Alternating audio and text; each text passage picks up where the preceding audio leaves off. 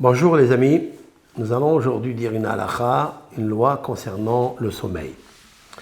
Vous savez très bien ce que dit Maïmonide dans les lois relatives à la connaissance et à la médecine. À Rambam, alav shalom, qui était un grand médecin, c'est d'ailleurs le médecin du roi d'Égypte de l'époque, et il a fait beaucoup de miracles par la médecine. Et Maïmonide dit que toute personne qui mange la nuit, le soir, il doit, avant d'y aller dormir, au moins, Maïmonide dit, au moins 3 à 4 heures, il doit faire la digestion et après aller dormir. Dans d'autres livres, c'est marqué, avec 2 heures, ça suffit.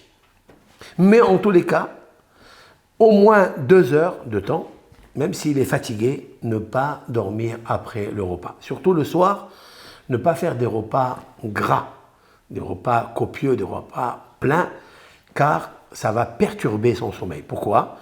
Explique Maïmonide, scientifiquement, le repas est chaud et les buées peuvent monter dans le cerveau et ils peuvent lui faire un trouble de la mémoire, un trouble de la pensée et un trouble de tout ce que l'on veut. C'est la raison que l'on ne veut pas, surtout.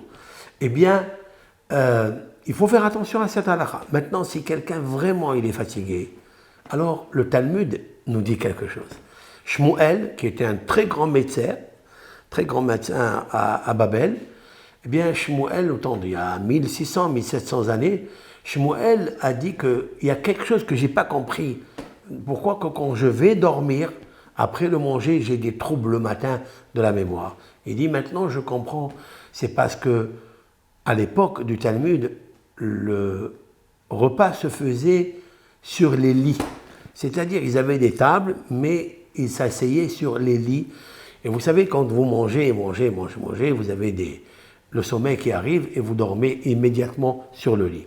Pour ça, maintenant, il dit, je viens de comprendre. Qu'est-ce qu'il a fait? Il a dit, mettez-moi ce lit-là à 4 coudées de la table. Donc, il s'est fabriqué une chaise, comme nous, avec la table. Il mange et il est obligé de marcher au moins 4 pas, et lentement, de façon à digérer, et après, aller dormir. Mais le mieux, c'est de ne pas beaucoup manger le soir.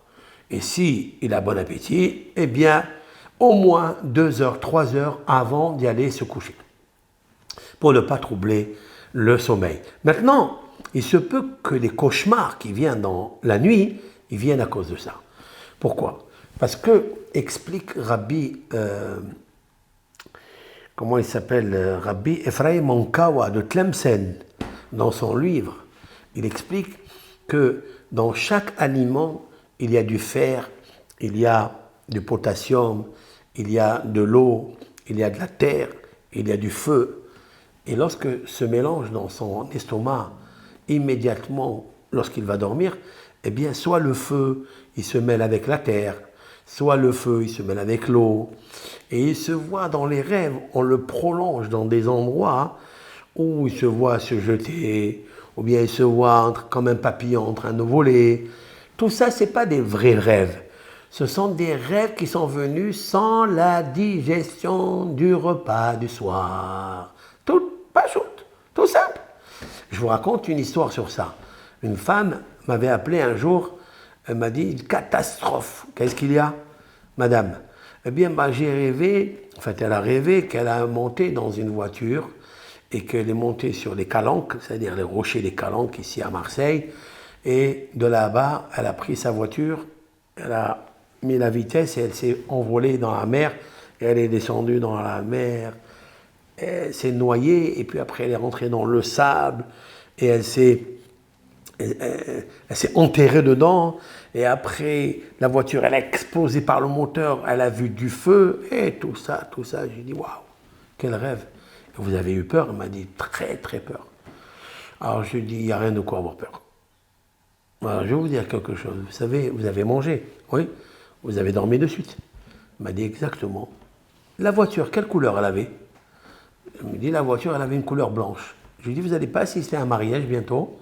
Vous allez voir la mariée avec la robe blanche. Elle m'a dit, je vais partir la semaine prochaine à ce mariage. C'est incroyable. Je lui ai dit, alors écoutez, Le rêve, ne faites pas attention à ce rêve. Pourquoi? Parce qu'en fait, vous avez mangé des aliments. D'après Rabbi Ephraim Ankawa de Tlemcen, d'après lui, j'ai la réponse.